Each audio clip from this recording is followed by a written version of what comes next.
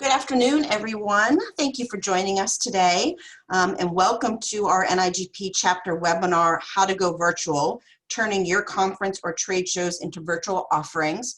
I'm very excited to have two chapters with us today talking about that.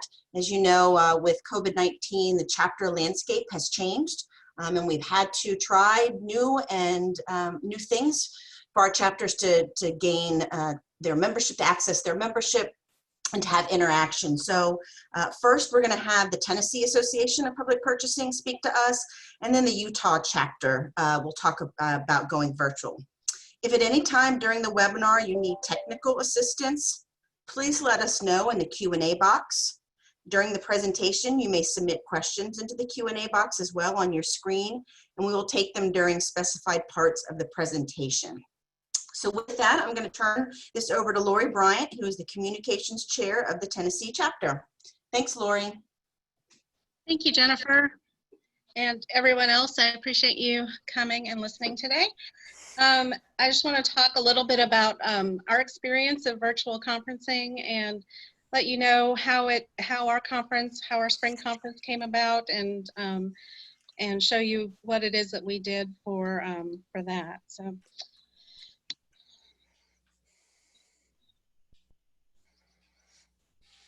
So kind of what happened leading up to our virtual conference. Previously, all of our conferences and chapter meetings have been in person. We have spring and fall conferences and meetings.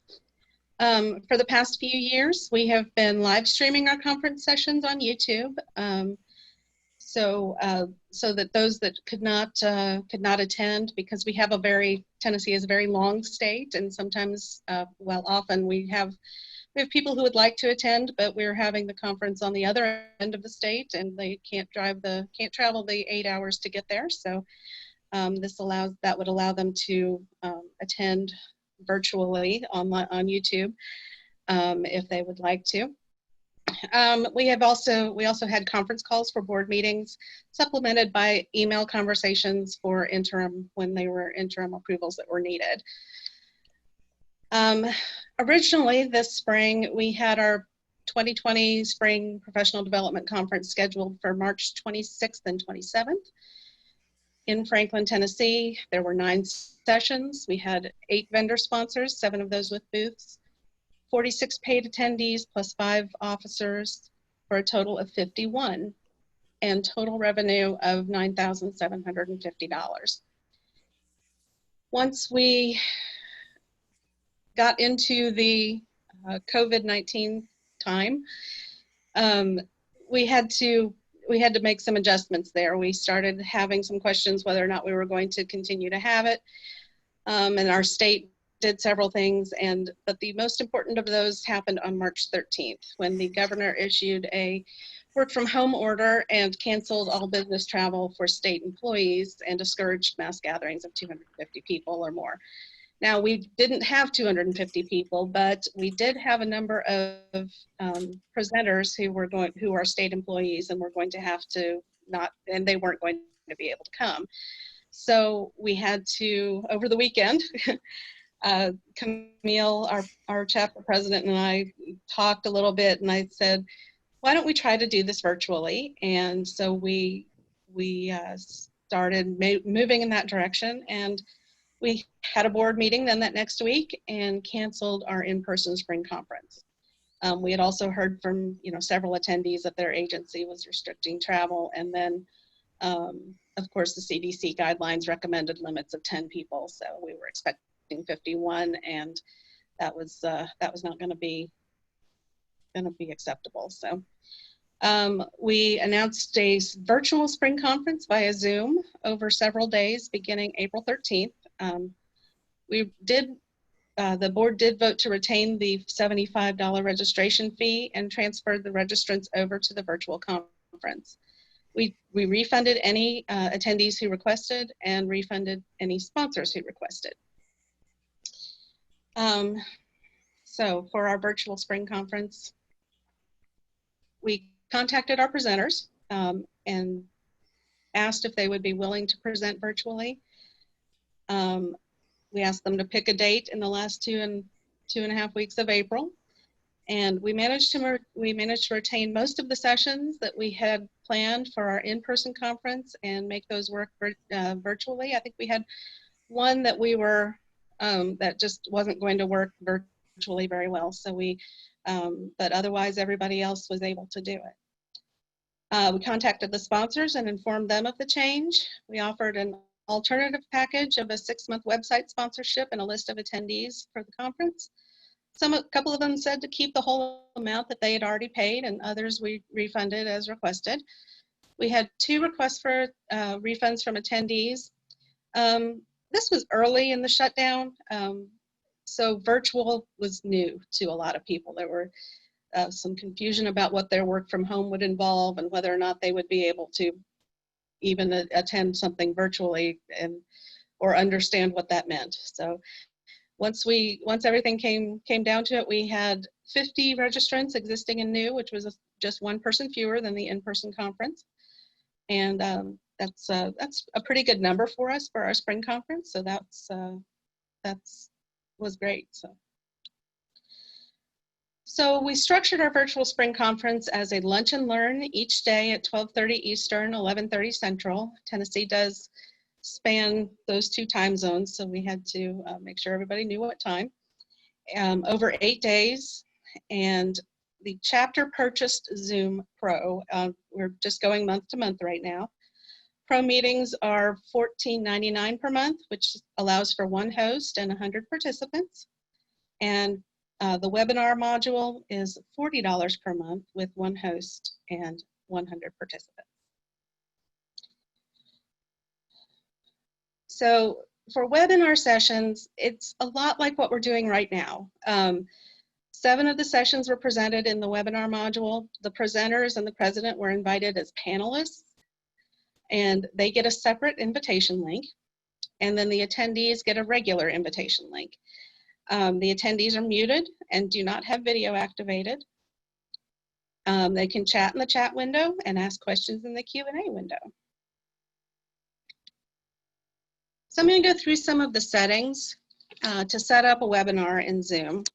This is, once you've logged into your account, this is what you see once you click on webinar. You're going to enter in the topic and the date and how long, and whether or not registration is required.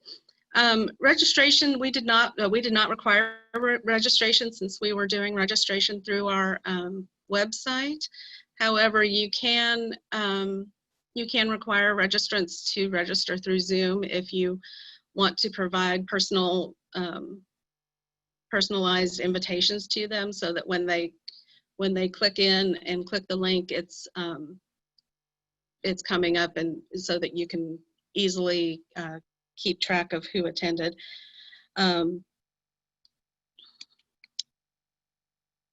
Next, the bottom part of that screen is the webinar password, and currently I think Zoom is requiring a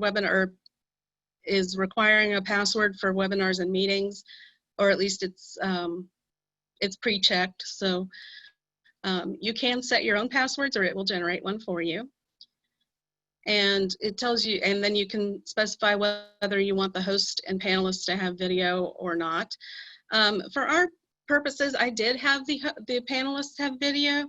It allowed them to, it allowed the participants to see the panelist and let them, the presenter, and let them connect a little bit more with them, because it's something, because it was something new for us. So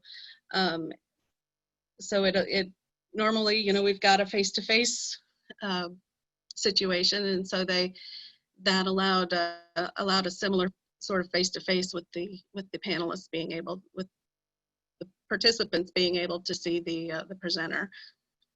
You select whether the audio is going to be telephone or computer audio or both, and you select whether or not Q&A is going to be allowed. You can do a practice session with your panelists so that they get an idea of what's going to be involved in that.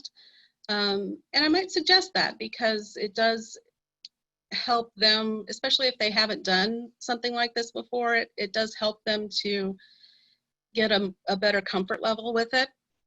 We did not do that, but I did have them join in about 10 minutes early so we could make sure everything worked right, and that they knew what was happening.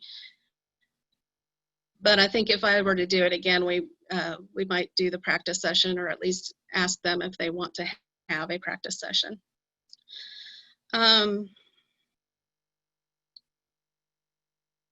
You can make the you can say whether or not you want only authenticated users to join. So we don't have everybody with an account. That would say that, everybody would need to have an account or need to have registered. And since we weren't doing registration through Zoom, that wasn't something we needed to do. You can make the webinar on demand, but since we were recording it and making it available later, the recording's available later, then that wasn't really necessary. And then you can record the webinar automatically and save it to your local computer or the cloud. I generally save it to my local computer, and then I've got a Google Drive that I share it to, that I save it all to, so that I can share the links with people who request it. And you can also have alternative hosts. We did not do that, and so I'm not terribly familiar with it to be able to tell you exactly how that works. But basically, if somebody else if you needed somebody else to host, you could designate them as an alternative host rather than yourself. Then you'll click schedule, and it comes up here to show you what the invitation is, and or generates down at the bottom to show you what the invitation is, and you can invite your panelists and invite attendees from here. I'm sorry, we'll stay here for just a second. You do have to invite your panelists. They get as I said before, they get a separate invitation that's specific to them. So you would do that from this screen by clicking the edit button over on the side and adding your panelists, however many you have. As far as inviting attendees, because we did our registration through through our website, I did the invitations through that registration list, or from the registration list in our event settings on our website. So I would copy the invitation link and put all of that into the email that was going out to the attendees. So we'll stop real quick right here. Does anybody have questions about webinar settings? There's been a lot of questions going through the chat box, and Penny's been answering those, but it's a couple of things that I did want to state here. One of them is the platform that we are using currently for this webinar, and the one that Lori is talking about is one that is paid. We've talked a lot about in the last year NIGP providing Zoom for your chapters. It is not this webinar platform. It has some of these special features that the regular Zoom doesn't have. It is not very expensive. It's something that you're interested in purchasing, but I did want to make that difference between webinar settings and meeting settings. So some of the questions that have popped up and have been answered is, did you keep the cost the same for attendees when moving from person to virtual? And that was a yes. Someone asked to share a summary of your revenue expenses for the event. Penny says that's something we will talk about.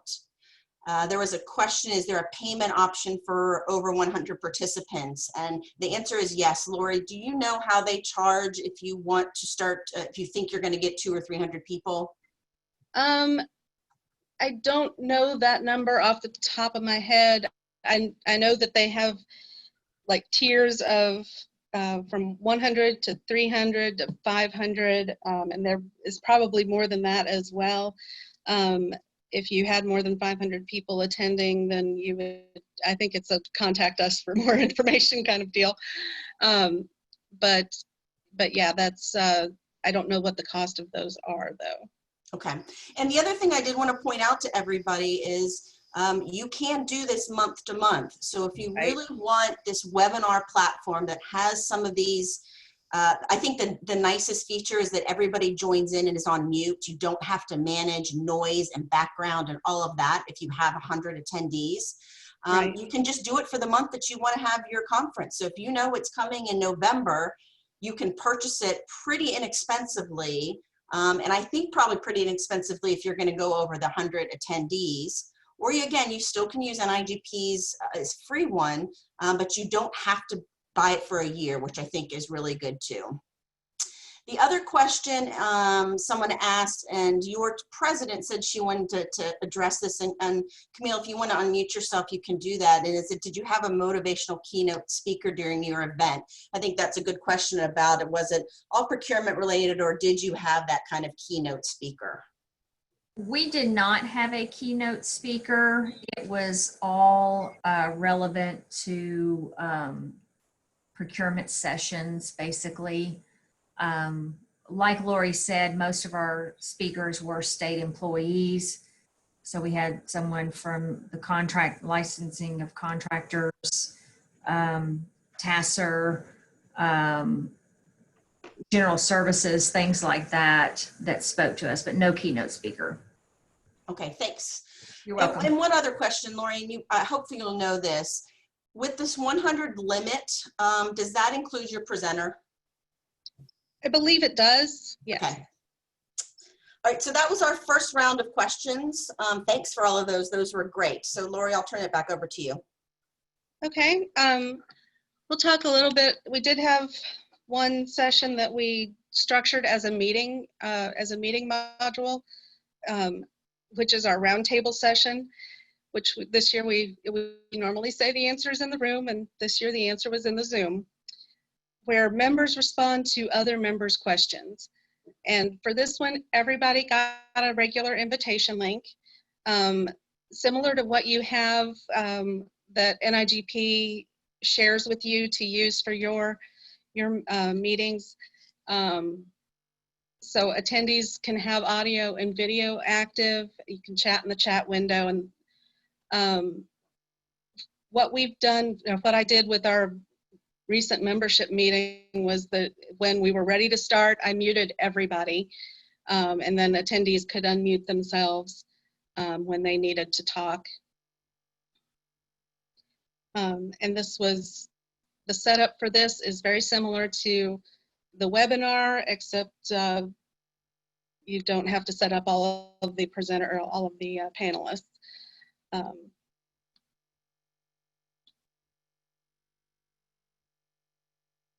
You are, as far as the meeting ID, you are assigned a personal meeting ID when you get a Zoom account. So you can use that if you want, but I usually have it generate a different one for me each time for each new meeting. You can start with the host and participants video on or off, and allow video or allow audio. You can enable the join before host so that people can come in before you get there. You can mute the participants automatically on entry. You can enable a waiting room, and I do usually do this because that allows you to take a look at who's coming in, and if you've got some random person you don't know, then you don't need to let them, you can not let them in. That does, however, mean that you have to pay attention to the waiting room and admit the people that are waiting. So,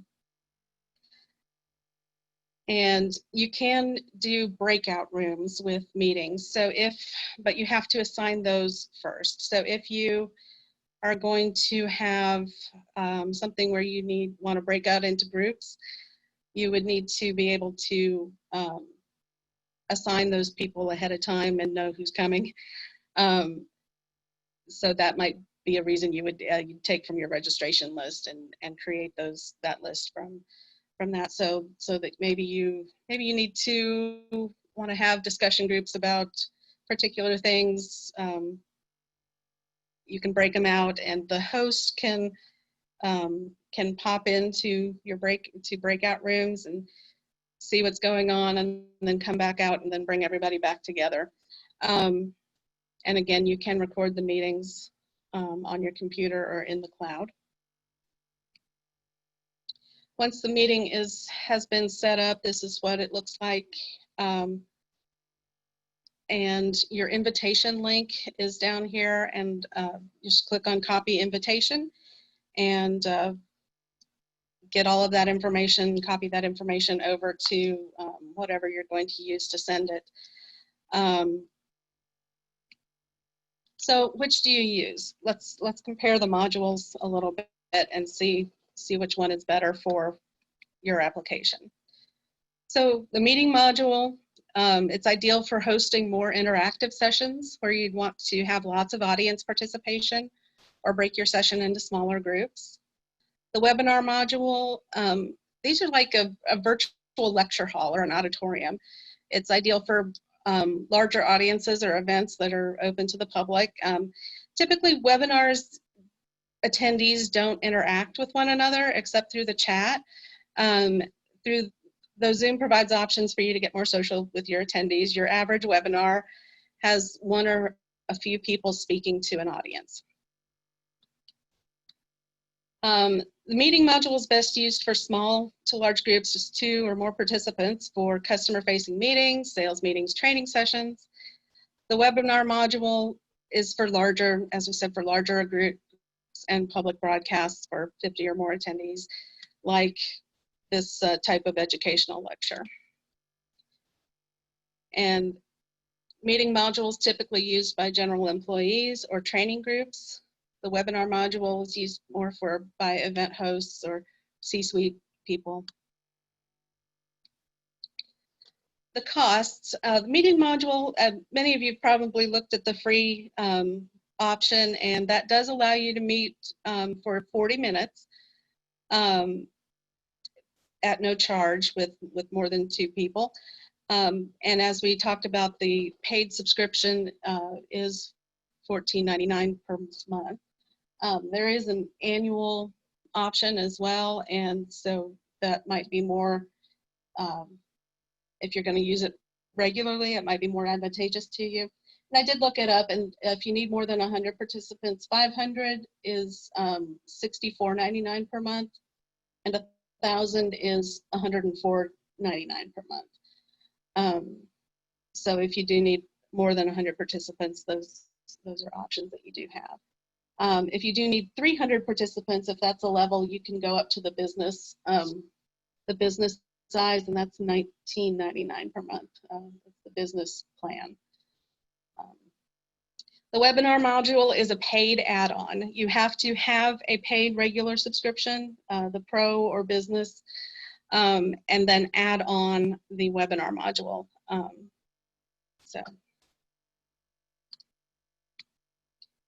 Participant roles for meetings, there's a host or co-host, and then the participants. For webinars, there's a host and co-host, panelists, and the attendees. As far as audio sharing, for meetings, all participants can mute or unmute their own audio. The host can mute or request to unmute participants, and the host can set all participants to mute upon entry.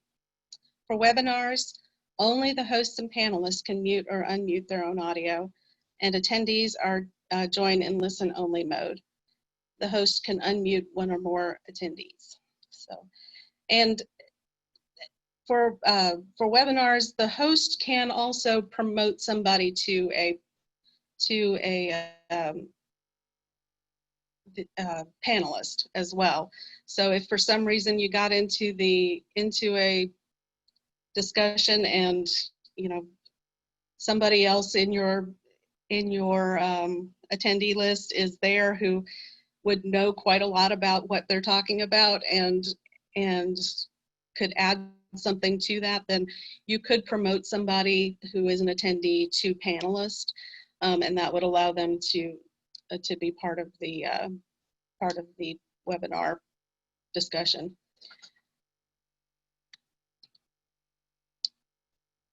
As far as video and screen sharing in meetings, all participants can have video, and they can be allowed to share their screen. And for webinars, only the hosts and panelists can have video and screen sharing. And capacity, we've talked a little bit about this already, but both of them basically are up to 100 with the free license, up to 1,000 depending on your plan, and large meeting add-ons. For webinars, up to 100 through 10,000 participants depending on the license you purchase. So let's talk a little bit about the reports. Oh, I guess we should stop. Does anybody have any questions about the meetings module?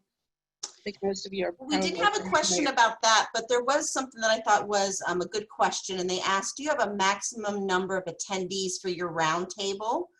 And Penny said that you did not have a max, No. and that you do ask people to submit questions ahead of time and entertain additional questions. I wanted to also add to that, I know another chapter does these kind of brown bag roundtables, and they use moderators to help those conversations. This is a great way to get volunteers. If you do scholarship programs or anything in the point system, this is a great way to engage your members who want to volunteer to say, hey, I'd like to moderate one of our roundtables or brown bag lunches type things that you may be hosting. So I thought that was good as well. We do have a moderator for that, and I've done that for the last couple of years. And we had somebody prior to that for several years. And yes, it is good for somebody who maybe would like to have some, because you get your points for your CPPB and for presenting at a conference, and that's one of the service things that you can get points for. So it's an easy thing that you could pass around to other people as well. So yeah, and typically as the moderator for that, I will ask people ahead of time if they have questions, so that they can email those to me, and we can kind of be a little bit prepared for that. And if we have time at the end, then we'll ask for additional questions. Usually we get a fair number of questions and very seldom have time at the end. But yeah, it's always as Penny said, it's one of our more popular sessions. And just the one last thing I do want to add, I'm glad you went for the comparison of meetings versus webinars. If you choose to go through NIGPs, if you know your groups are going to be, or your roundtables are going to be small groups under 100, and you don't want to purchase anything, and you want to use NIGP accounts to do that, the process that she just showed of setting that up, we do that for you. You would just need to identify the title, the date and time, and we would supply you with all the call-in and login information. So we would do that on our end for you. Okay, Lori, thanks. So let's talk a little bit about the reports that you can get afterward from through Zoom.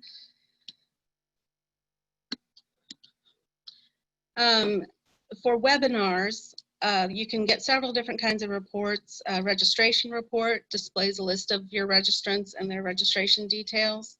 So if you had registration through Zoom, then that would be helpful to you. The attendee report displays details about each attendee.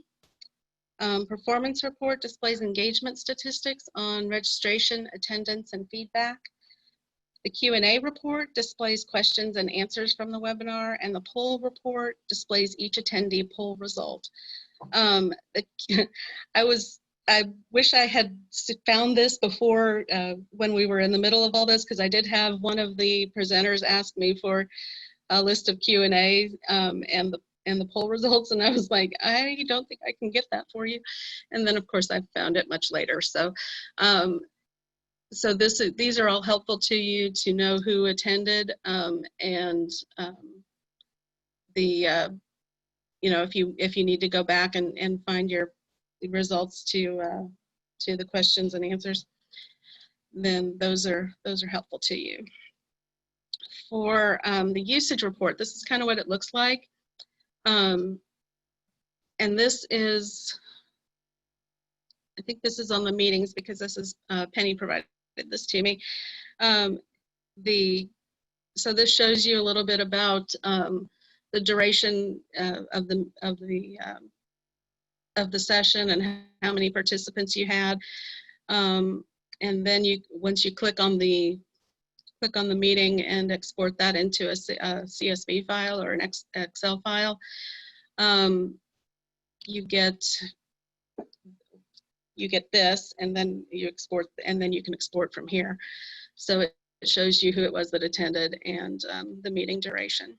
And then this is what it looks like in your Excel file.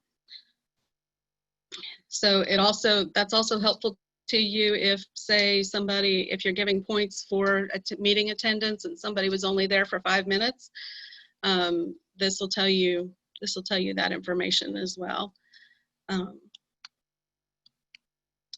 Performance report tells you all of this information as far as the start times and how long the meeting went on and how many people attended. And if you had registration, then it will tell you the percent of the people who registration through Zoom.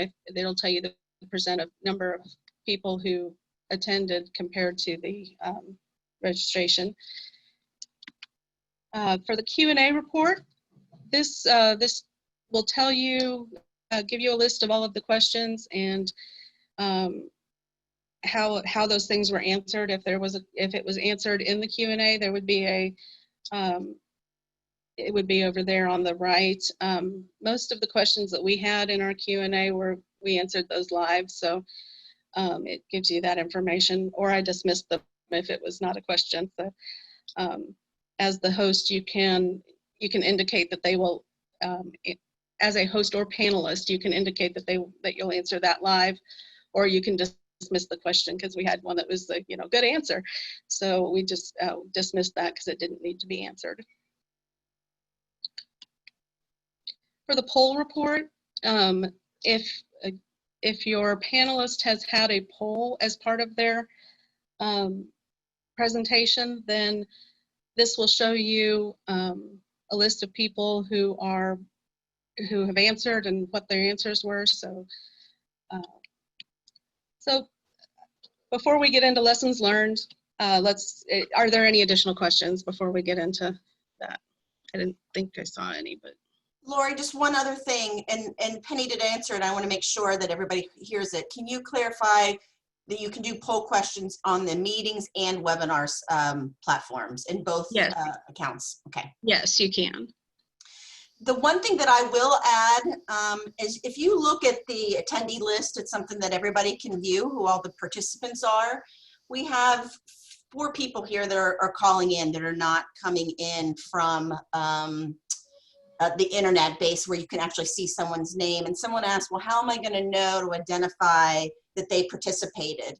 I heard one chapter say that during the beginning and in the chat, they stated that if you're calling in, private message the host that this is my number and this is your name, so that way you can get the credit for being there in attendance. I thought that was a creative way to do that.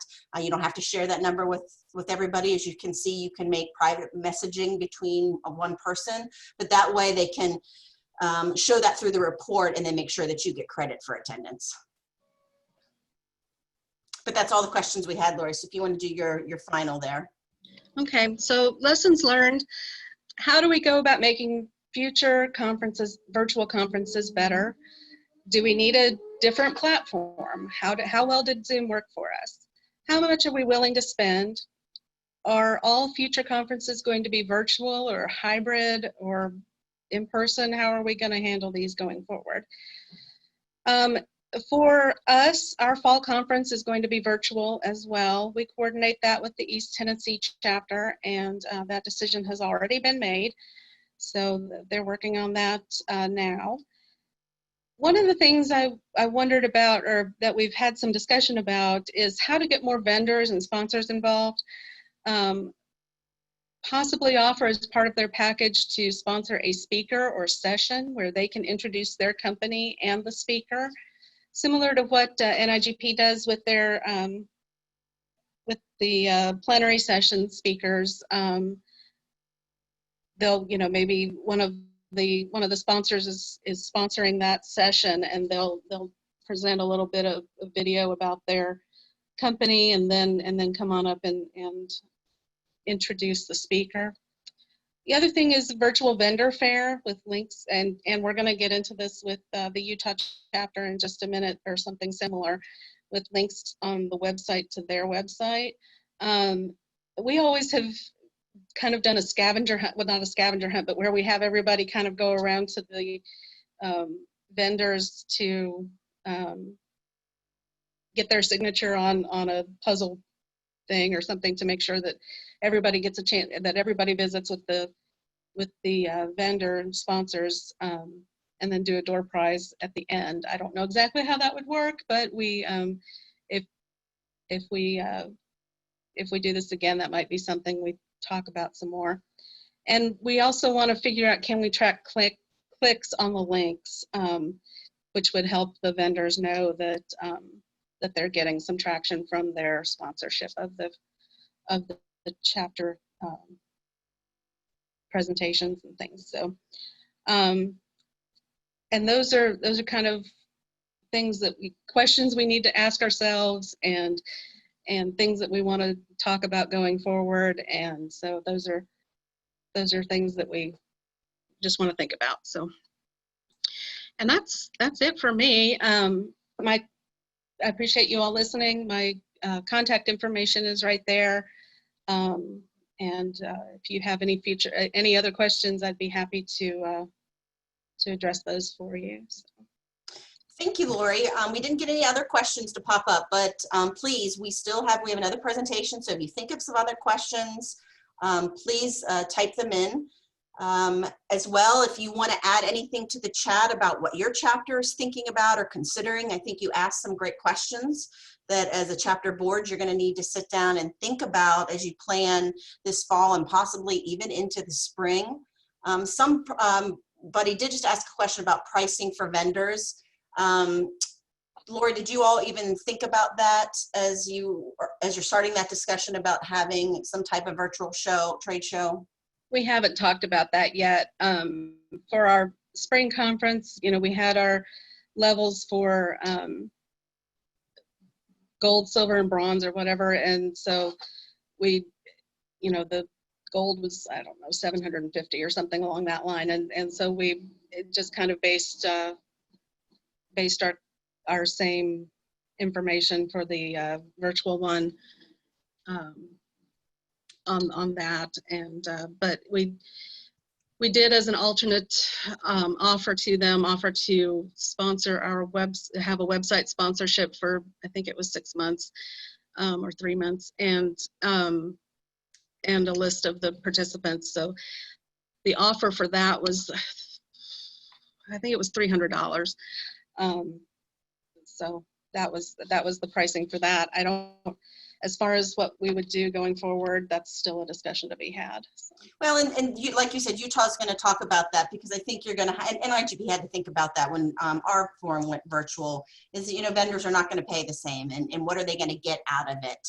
I did have another question for you about Zoom, and they asked how many people need to have technical competence with Zoom to make the conference work? What are the roles needed? You just need the host to be competent with it. And sometimes I didn't feel very competent with it, but I just researched and did the best I could there. So there's lots of good videos out there on how to use Zoom. I use them myself, as when Penny and I were looking at them as we were looking into chat rooms and breakout rooms and polls and things like that. So again, I think it's that person who's doing the hosting would really need to know the most, but there are great videos out there that will help guide you through that. Zoom has a really good support and Q&A and help features in their website, and I use those quite a lot when I've got when I was preparing this, and when I have questions, I use those quite a lot to find out how something is supposed to work. And all of that information is in their website, and it's very good. All right, Lori, thank you so much. If you would stop sharing your screen, and then Brooke, I will ask you to share yours with the Utah chapter. We're going to change modes, and I think it was good that we started with Tennessee to talk about the conference itself. Jennifer, Yes? this is Camille. Somebody asked about our revenue and expenses. Yes, somebody did ask for that, and what I'm gonna do is ask if we can get a copy of that, and I'm gonna share that with everybody when we send the recording and a copy of the PowerPoints again. Okay, I don't think that dollar amount was in our PowerPoint as far as what our revenue and expenses were. I know that Lori talked about how much Zoom was for us, but I don't recall seeing the revenue in there. Okay, is that something that we can add or get to everybody so that they can kind of see what your budget for this conference or event looked like? Yeah, I actually have some quick dollar amounts for everyone. Okay, perfect. If you want to go ahead, that would be great. Okay, so the attendee amount was $3,375. We did charge $75 per attendee. We had 3 vendors stay on board with the $300 each. So obviously that's $900. We had 1 vendor ask us to hold their amount for the fall conference. And that was a silver, what we call a silver sponsor, and that was $750. So we held on to that amount, and we'll deal with that at fall conference, since fall conference has decided to go virtual as well. So the expense was only Zoom. That's it, nothing else. And that's a great point to bring up, because you will not have that food and catering, meeting rental possibilities, AV. So it does allow you, again, I don't think if you want to get that webinar platform, it's that expensive when you think of what you possibly already budgeted for your fall event, you won't need that money for that. So thank you for sharing that, Camille. You're welcome. Brooke, are you ready to go? Yes, I think we are. Can you see my screen? I am, and I'm also seeing your next slide, so it's not a full screen. Let's see here. What can I do? Do you have 2 monitors? No, I don't. Okay. While Brooke is working on that, I can do a brief little intro for our chapter and kind of how we got here. Thanks. Go. I'll turn it over to you, Zach. Yeah. There you go. So You're perfect now. there we go. So welcome everyone. This is the Utah chapter. Just quick little introduction for our chapter. We hosted the forum just a couple of years ago, and we hope that any of you who attended come back and visit us. We have the Mighty 5, which are the 5 national parks. We hosted the 2002 Winter Olympics, and we have 10 ski resorts within an hour of Salt Lake. It's the home of the greatest snow on earth. So please come and visit. We've also got the Bonneville Salt Flats, the fastest place on earth, and we just celebrated the 150th anniversary of the Transcontinental Railroad. And if you like KFC, you can thank Utah. The first restaurant was actually here in Salt Lake. So it's actually a great and wonderful place, and we've got some amazing people, especially on our board, and who are working and who have made some great things possible. So a quick introduction to the board. If you'll go to the next slide, Brooke. So I'm the president. We have our vice president, past president, and different board members. We represent a lot of the different areas in public procurement. We have school districts, state entities, independent service districts. So we've got a great base of different experience and knowledge that we can draw from. And that has been a great asset as we've tried to come up with different ways that we can involve the different members, especially during this challenging time. And if you'll go to the next one, just to share, Jason Steinman, who is our last past president and who chaired our reverse trade show, was just awarded the Buyer of the Year, the National Buyer of the Year. So we just wanted to congratulate him on that great achievement.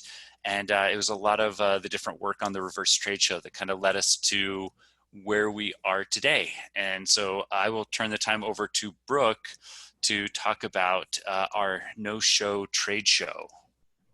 Thank you, Zach. Hopefully you can all hear me and see our slides correctly now. But I am here just to introduce our no-show trade show concept. And how it evolved was from our reverse trade show, like Zach said. Jason Steinman was our president that helped coordinate that. It was our second year we were trying to do. The first year we did the reverse trade show. We sold out with our vendors, and this year we were trying to do the same thing. We put a lot of man hours into the idea and the concept of it. And then when COVID-19 hit and we had to cancel, I really felt like there was a gap of coverage and something that we could do more to make it more virtual and to evolve that idea to an online presence. So I remember I was driving home from work after we officially canceled the reverse trade show, and there was a talk show where I was listening to something, and they were talking about the impact of COVID-19 and how these vendors were going to show up if they can't show up anymore. And that's where that light bulb moment came, where to have a no-show trade show when you literally are still open for business, but you can't show up or invite people in anymore. So that was our idea and the concept, and I introduced it to our board at our next chapter meeting when we did it by phone, kind of giving the idea. And really, I was hoping that Jason would take my concept and my idea and like run with it. I'm more of the behind the scenes type of person, and I wanted him to take over it, but he's such a great mentor and a great friend that he's like, why don't you take this idea and make it your own? So that's where we ended up. And I wanted to share how we coordinate that effort to get involved with our vendors and what our chapter did to make it a more virtual process.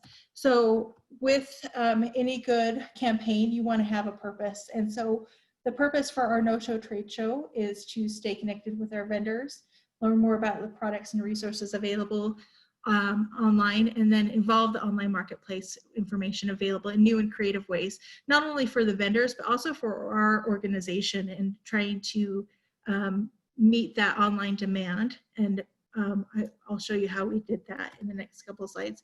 So I'm a very virtual person, and you can send me a letter, but if it doesn't have a picture in it, I really don't know what you're doing. So I am the type that has to have a picture or a template or a flyer to go along with it. So I wanted to create a simple campaign that introduced the concept and the ideas to our vendors.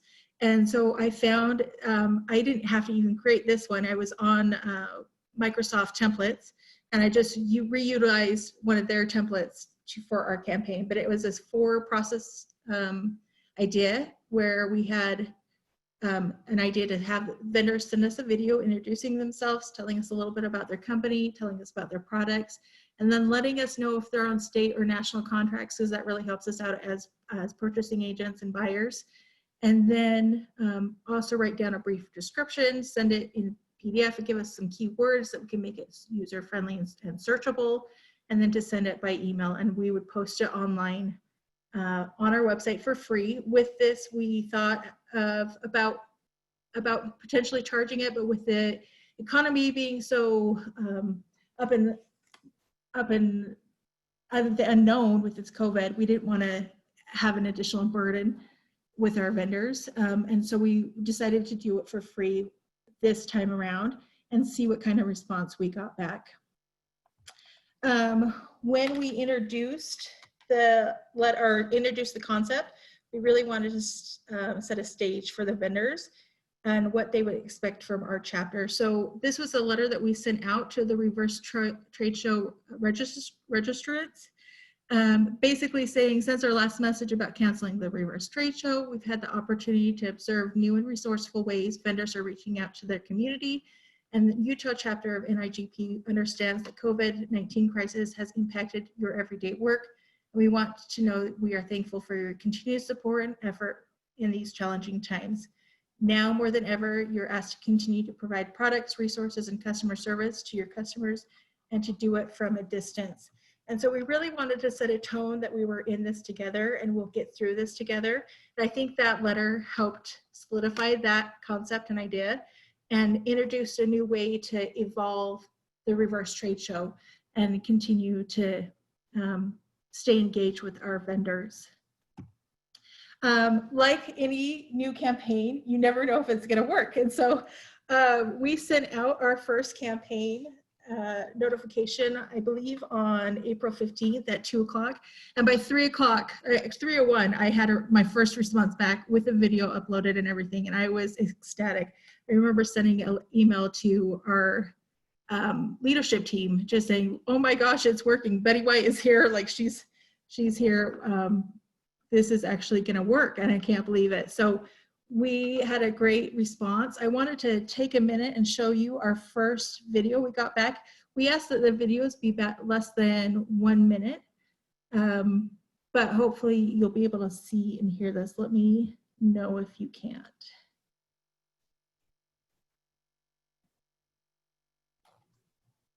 We can't hear that, Brooke. Oh, no. There's no audio. All right, well, I figured I should have clicked another button. There was one, but anyways, she introduces her product, and you can see it's very simple. They didn't have to spend $1 million to make a campaign. They could do it in their living room with a cell phone camera, and that's what we wanted our vendors to basically do. We didn't want to make it so they wouldn't be able to respond to our request. And this video is less than 40 seconds, and it introduces her cleaning products. And what better way for her to introduce a cleaning product during the middle of the COVID-19 crisis? So we thought that was a great response to our request. Now, let me get to the next screen. Maybe. All right. So with this campaign, it was very man-hour friendly. So we didn't have a lot of our members engaged in the campaign process or posting it on our website. Oh, I'm actually on a different screen. Sorry about that. But we did have to send out a reminder. So we got our first initial response, and like any good campaign or a new campaign, you have to send out a reminder. So 2 weeks later, we sent out a reminder to our vendor community, asking them to get involved and respond. And that second reminder email actually brought in a lot more videos and a lot more responses that helped us along.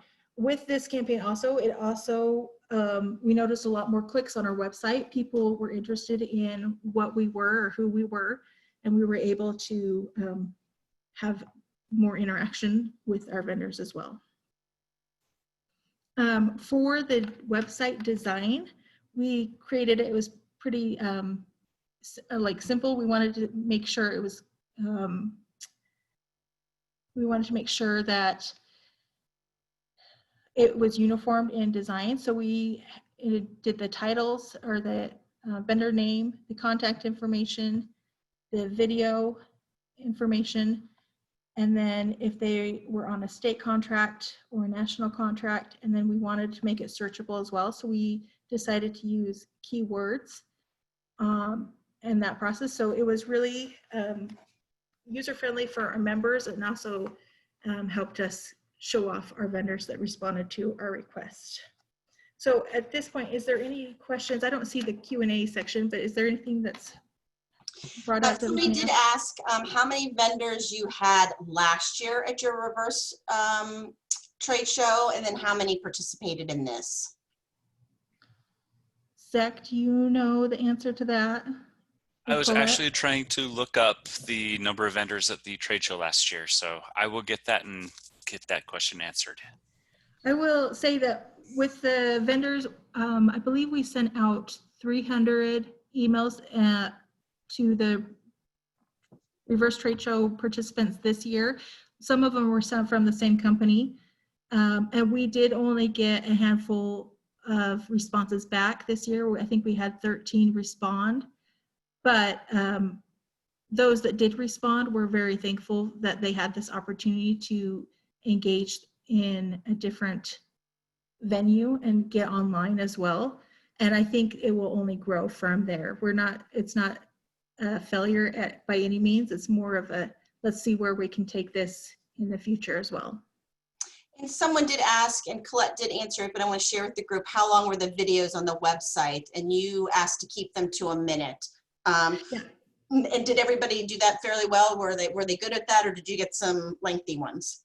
No, absolutely. They were all a minute long. I think we had one that was a minute and 1 second, but everyone kept the videos at the appropriate length. So we were actually shocked that they did that as well, but we're happy that it happened that way. Another And not question everyone. I'm sorry, go on, Clyde. Okay, one more. Were the videos on for a day, a month, or a week? And I think I saw something quickly in one of your letters about how long you said you were going to keep the videos up. We are actually going to keep those up for 5 months. We wanted to set a time frame, but we also wanted an opportunity for members to look at it later on. Not everyone's going to need K-12 furniture right now, but they may need it in 3 months from now. So we wanted to keep it up for a longer amount of time. Okay, that's it for now. Okay, we'll keep going. So when this all started, I am of the type that I don't want to recreate the wheel. And so I'm going to Google search it and try to see what other companies have done. And I remember Google searching and finding nothing, because I think COVID-19 took us all for a loop, and we are all trying to like twiddle our thumbs and saying, what do we do now? So there was really nothing out there until we started researching it. So I was really recreating the wheel. But after that, about 2 weeks later, I did receive an email campaign from Sam's Club, who did something very similar. And so there's a lot of other organizations out there that are starting to take this concept and make it their own. And I wanted to share how they did it so you can get ideas. It doesn't have to be anything grandiose, but you can share the same concept and do a campaign similar for your organization if it works for you. But Sam's Club basically says, tell us about your business. We'll tell our members. That's basically what we did as a Utah chapter.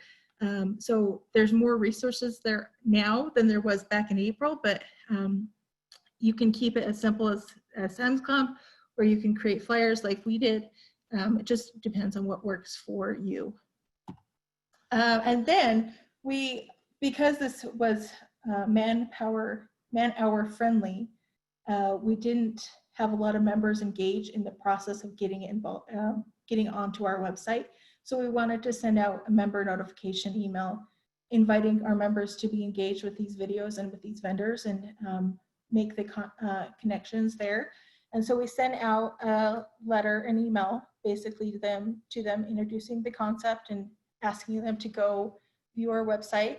And then again, with every new campaign or process, you have to re-invite them and retell them. So we also included it in our member newsletter. On the left-hand column, you can see that we introduced that no-show trade show idea. And we also wanted to motivate them a little bit to go online and interact, and so we could get those clicks and show them, the vendors that did respond, hey, you're getting views. So we created an opportunity drawing for them our members to potentially win 2 $25 gift cards for participating and viewing those videos. So we created a really simple quiz that they can answer and email their answers into. Since the videos are less than a minute, it should take less than 10 minutes to get response, and then they have this great opportunity to win a gift card. So that was something else that we helped draw our members into that, to our website, and have them view those video submissions. So what we learned is that the vendors that did participate, they were very thankful that we gave them this opportunity, and that they were able to share that idea and what they did with their stakeholders. They were thankful that we helped motivate them to get more online. These were a lot of mom and pop shops that aren't the national organizations that have $1 million commercial budgets. So they needed help trying to get online and getting recognized. So we were able to do that. And that also helped us get clicks on our website as well, and really stay connected with our vendors. Like I said before, it's very man-hour friendly. So you don't need a big committee to get involved and coordinate this effort. It really takes a couple people, and you are good to go. It's like fishing. You have to wait and see who's going to respond, and if the concept is going to connect with those vendors. But the good thing is here we are trying this new concept out. We don't know if it's really going to work, but we did get responses back. And here we are today talking to a national organization about this idea and concept, and hopefully people can run with it and evolve their virtual online presence and continue to grow this concept and help people get online and get engaged. And then we did notice that, so all of the vendor emails that were coming in response, they were coming to my organization's website, our organization's email, and some of them were getting caught in the spam filter. Fortunately for us, those vendors were engaged enough with our website at that point that they noticed they weren't being put on, and they followed up with me in a separate email. So we were able to work through that, but just pay attention that if you do have a similar campaign, maybe use a Dropbox cycle where they can drop it in and see that it's been uploaded correctly, or a different type of email so that it doesn't get caught in your organization's spam filters. And then again, we wanted to motivate more of our vendors to participate and our members to watch the videos next year if we do it, or if we do it every other year. It's something to keep in mind on how to grow this idea to a larger audience. With that said, we noticed with the reverse trade show that the participation level from the vendors had actually declined slightly because not everyone comes back year to year. So this would be an excellent opportunity for a potential where if you did the reverse trade show every other year, this type of concept or campaign could fill in that gap. And so you could introduce it to the vendors and to your members at the reverse trade show or at a similar campaign or presentation, and saying, hey, we're going to do this in 2 years again, but in the meantime, prepare your online presence. We want to see your commercials. We want to see your flyers of what you have, and we'll upload it to our website. So you can build on the idea when we go back to actually having meetings in person. We do use Club Express website for our chapter platform. It's a great website, and Colette Brown is actually our guru she's our webmaster, and she is an expert at this type of web design. So if you use Club Express or you have questions about using Club Express, please feel free to reach out to her. She's a great resource to have, and she would be happy to help anyone in that process. And so we wanted to make sure that she was recognized, and again, you have her contact information as well. And then, like I said, our committee was fairly small. It was between myself and Colette. We basically set up and sent out the emails, and then Tanya and Chris were our great spell checkers and approvers. But we were able to coordinate this whole campaign with the four of us basically, and then share it with our membership and with the national organization. So it really doesn't take that much manpower to get something off the ground like this. And then if you do have any questions, follow-up questions from this, feel free to reach out to any one of us. We'd be happy to help out. And then, do we have any questions or? Yeah, I have a couple things that have come up that I want to mention, and I knew this was going to be a big one. As most of you are aware, your reverse trade shows themselves, or just a regular trade show tied to your conference, is usually a moneymaker. That's how a lot of chapters budget for their year. It's where a lot of their scholarship money came from. So someone did ask the question about, do you think vendors would do this for a fee? Could you get 200 vendors to pay for this and go live? And I'd love to see anything happen in the chat about some thoughts about this as well, if you think the vendor community would be engaged. But did you guys, now that it's done, and I know your reasons for not charging because you weren't sure if you were going to have a reverse trade show in the fall, have you discussed, could you have charged, what that would look like? Zach, do you want to take that? Do you want me to take it? Zach had to step away. Okay. So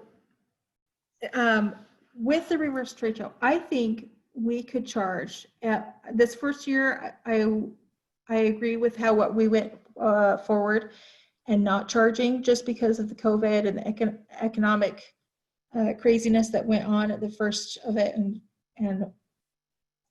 businesses closing down. But with that, I think we could build and introduce it to our vendors in a more in a bigger way, I guess, and actually charge for it to be on our website. I have no problem with that. What it's going to make, it's not going to make as much as our reverse trade show, but at the same time, we won't have that as much cost as a reverse trade show as well. So we could potentially bring in a good profit, but it's something that we will definitely have to coordinate with a committee and with the chapter leadership team.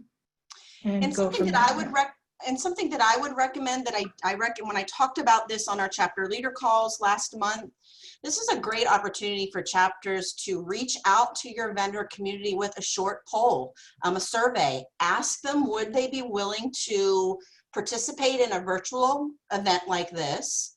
And if we charged a fee, what would you want in for it? Is it that they would know how many clicks went through?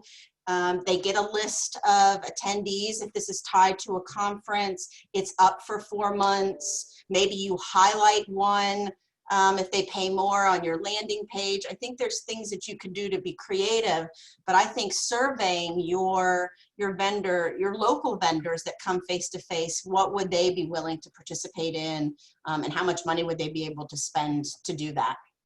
Again, not to get thousands, and I know you guys can make $10,000, $13,000, $14,000 off of these, but at least if you could bring in something that would help offset, again, not having the expenses, but to still put some money in the bank for scholarships and other things that you need this money for.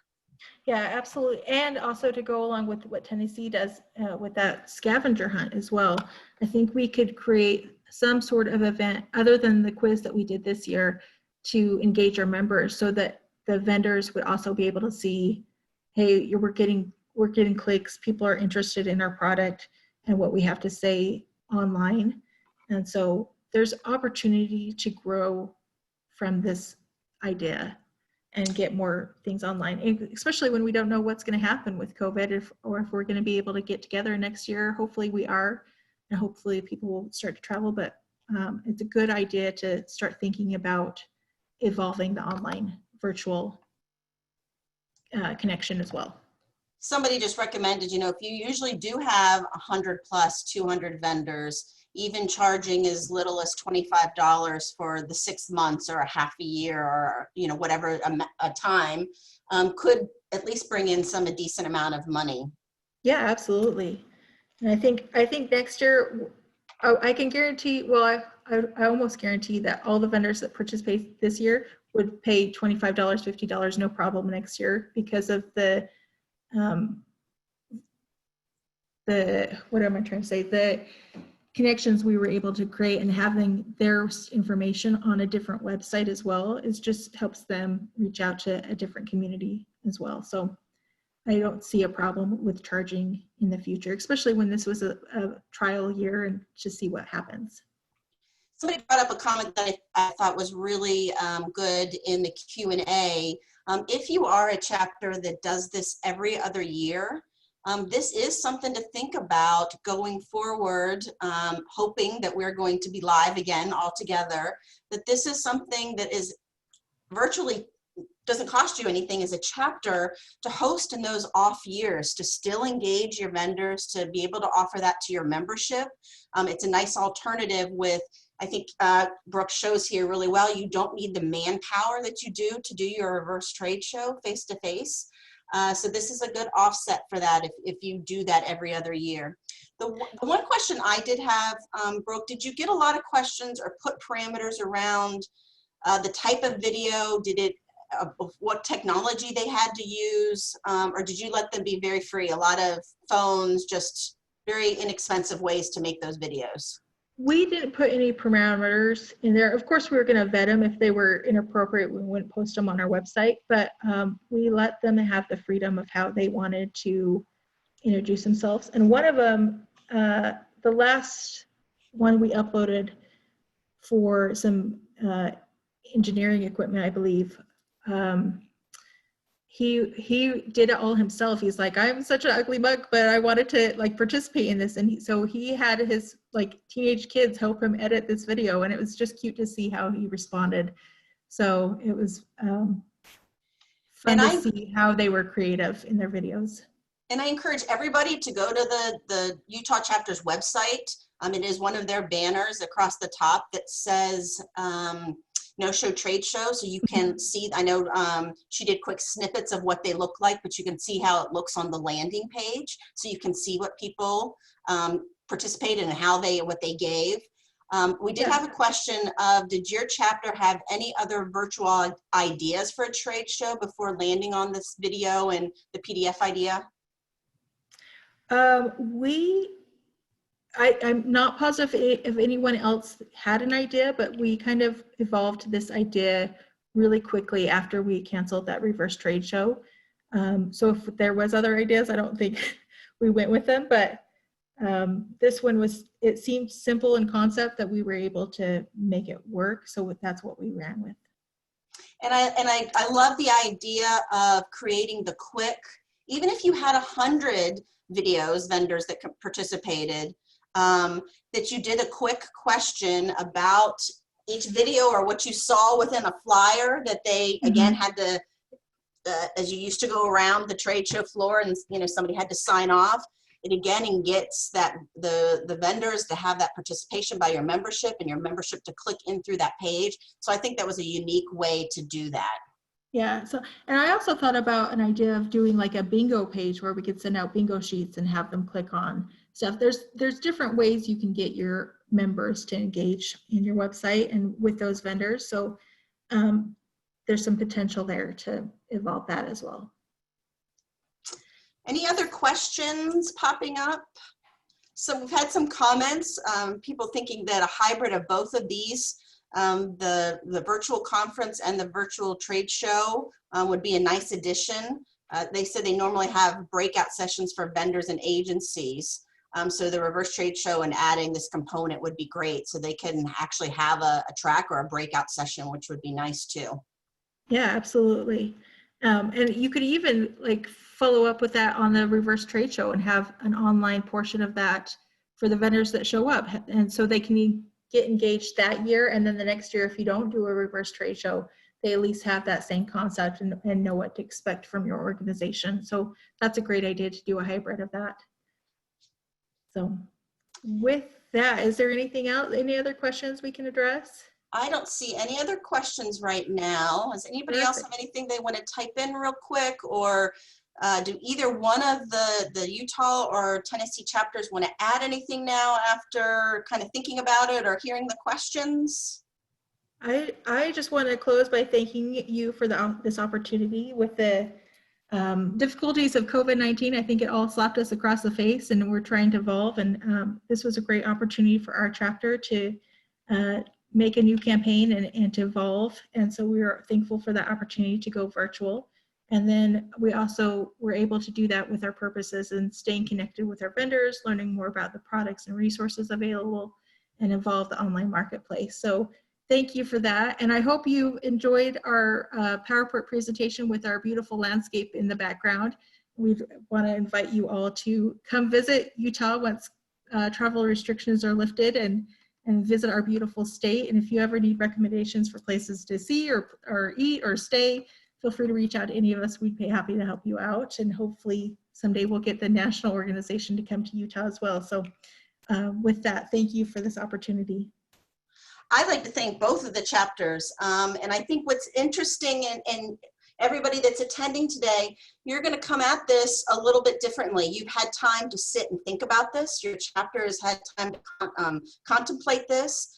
Everybody wasn't in the virtual world. Zoom seems strange. People hadn't even heard of Zoom until COVID came around.